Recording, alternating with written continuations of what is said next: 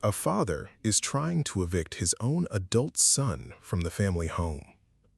The son stands up, unrepresented, and delivers a raw, personal account of years of family conflict, hoping it might change the outcome. But the judge is about to explain something that most people don't understand about eviction court. Sometimes, the story doesn't matter as much as the paperwork. This is Robert Groden versus David Groden, and what happens next says a lot about where the law draws the line. Court does call the case Robert Groden versus David Groden. Yeah, you have a consent order in front of you, drafted by Joshua Fink, executed by Mr. Groden. He asked me if he could address the court. Yes, sir. Hi, Your Honor. So I signed a conditional dismissal to vacate my parents' house by the end of January. I just wanted to, per your letter, I'd like to kind of make the case to you. All right, you'll have to speak up, but go ahead. I've had a difficult relationship with my parents for a long time. People can influence others to various degrees, especially within a parent-child dynamic. I once had a supportive dynamic with my mother before we moved, and she started to struggle with serious depression in and out of inpatient for most of my high school years. Once my mom was depressed, my dad took over. My dad is extremely dominant person. It can be quite aggressive. He set a dynamic up of intimidation and dominance, emotional violence, and extreme emotional abuse and control. I do believe that this sort of behavior precipitated my mother's serious depressive episode. I immediately started struggling with anxiety and depression and underperformed in school. Prior to that, I was an exceptional student. I believed he abused his position of power over me and took advantage of my vulnerability during that period and exerted a damaging degree of control over me that was emotionally abusive. I had a serious relationship during college that helped me realize the negative influence that this has had in my life path. I've been at the house after graduation to try to rebuild my life in a different direction. I've dealt with torment on a daily basis, threats of eviction without process, attempts to skirt the law in order to throw me out, including him assaulting me. Now, I understand there isn't much legal precedent for my side of these types of cases, but I can't see how you can get away with this. I'm trying to rebuild my life, staying at the house while I do so. I sought legal counsel, but I largely don't have a legal basis to fight this eviction. The two lawyers I found willing to represent me, I can't afford. I've asked my parents to consider mediation. They've dug in and accused my framework of being evidence of mental illness with no diagnosis. Obviously, it's difficult to ask people in power to recognize their faults. I've sought out different legal representation, but especially given the holidays, it's been slow to find an attorney. To be clear, I don't have a diagnosis besides a degree of anxiety, mostly from the situation. I've also proposed paying rent, which they've rejected. This is really nothing more than a power play consistent with our dynamic. My parents have agreed to a conditional dismissal if I leave by the end of January, but given the perspective outlined above, I really don't believe this is fair. I hope you may consider granting me an adjournment so I can continue to try to build a case and seek mediation and come to an agreement with my parents. Let me just stop you there. Yeah. Do you not want me to enter this conditional order of dismissal? I mean, you signed it, correct? I did, Your Honor. I understand the ramifications of an eviction on my record, and it wasn't clear to me if I could be able to make a case today. Say that again? I wasn't sure if I'd be able to make a case today, and I understand the ramifications of eviction on my record. Hold it. Yeah, man. You signed this today. Yeah, yes, Your Honor. Your Honor, he both signed it here today and he emailed a signed copy to our office before I showed up with that hard copy. And I'll also just point out to the court and Mr. Groden, and I don't care whether he makes a statement, but there is no triable issue. He was given a notice to quit. Time period has passed. He has no lease. He has no right to possession. And actually the notice to quit was just done as a precaution. So there's no triable issue. The alternative would be 10 days. What do you want me to do? I'd like a judgment to try to, I don't know if it's possible, I'd like to try to seek mediation. Okay, but you don't have a lease at the premises, correct?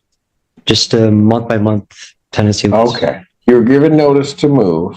What would then happen is that's the alternatives. There are a few alternatives here. One, there could be a judgment entered. One, I could set it for trial if there's something for me to try, even. Or the alternative is a conditional order dismissal. Now here's the legal reality check that a lot of people watching this don't expect, and it's genuinely worth understanding. This young man just shared a deeply personal account of family conflict, emotional strain, even allegations of abuse. And to be clear, none of that has been proven or disproven here. The judge never rules on whether any of it happened. But here's the key legal concept. Eviction court in this context is only equipped to answer one narrow question. Does this person have a legal right to remain in the property?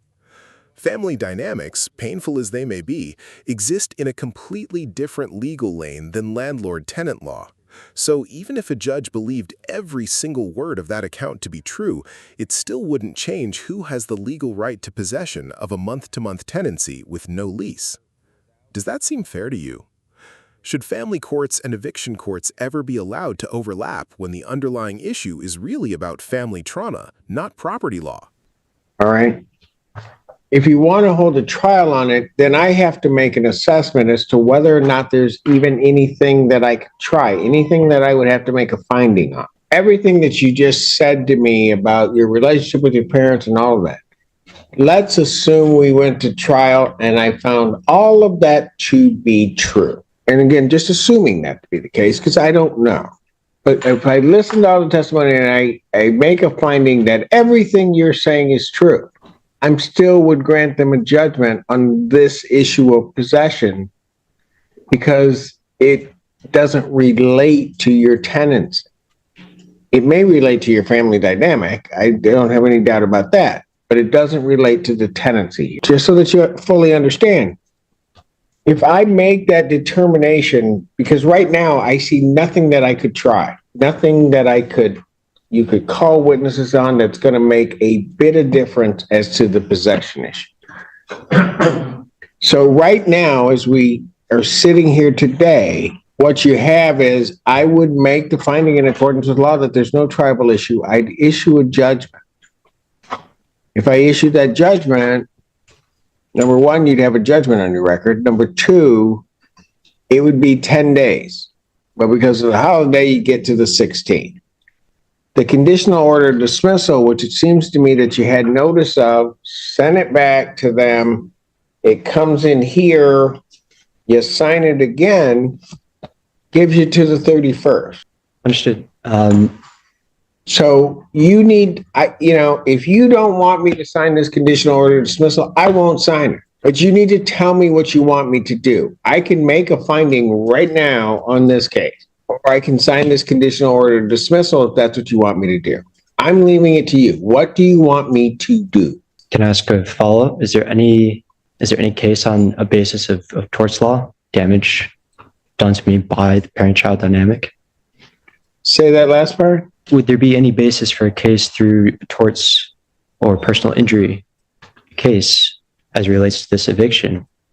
Eviction being damages for what personal injury? I mean, obviously, the missed opportunity certainly as a result of the dynamic, the mental health issues mostly in high school as a result of the dynamic. Okay, young man, look, And this is honestly one of the most human moments in the entire hearing. This young man just asked in the middle of an eviction case whether he could sue his own parents for the emotional impact of his upbringing, and the judge's answer is quick but not unkind. This courtroom simply doesn't have that power. This isn't the judge dismissing his pain as irrelevant. It's the judge drawing a hard boundary around what a court can actually fix. Courts can rule on contracts, property, and legal rights. They cannot rule on whether a parent was too controlling, whether a childhood was fair, or whether someone deserves emotional closure. That has to happen somewhere else entirely. Therapy, mediation, or simply time. It's a sobering reminder that not every wrong in life has a courtroom remedy, even when the pain behind it is very real. If you're looking to use this case either to receive some type of compensation or something regarding how you perceive your parents may have treated you, or to somehow believe that this court has some power to rectify all of that in some way, that can't happen here. We'll go with the conditional dismissal. That's okay. Pardon? I'll accept the conditional dismissal. You understand that the terms of the conditional dismissal are that you would vacate the premises by January 31st. Yes. And that you would not, if you haven't vacated the premises by that date, that they could seek an order without notice. They could seek the entry of a judgment and an order of eviction to have you removed from the premises. Yes. You understand that? Yes. All right. And you also understand your rights to 3-day rescission. That was explained to you and is contained in here. Is that correct? Yes. All right. Do you have any questions whatsoever regarding anything contained in this conditional order to dismiss? This file is conditionally dismissed. So let's recap what actually happened here, because it's more nuanced than a typical eviction case. David Groden was facing removal from his parents' home under a month-to-month tenancy with no lease. He tried to introduce his personal history with his father as a reason to delay or reconsider the outcome, but the judge made it clear that eviction court can only rule on legal right to possession, not on the fairness of a family relationship. Ultimately, the case ended in a conditional dismissal. David keeps the judgment off his record as long as he vacates by January 31st. It's a case that shows just how narrow the scope of a courtroom really is, even when the human story behind it is far bigger than the paperwork. If you found this case as thought-provoking as we did, make sure to hit that like button, share your thoughts in the comments, and don't forget to subscribe for more jaw-dropping courtroom breakdowns.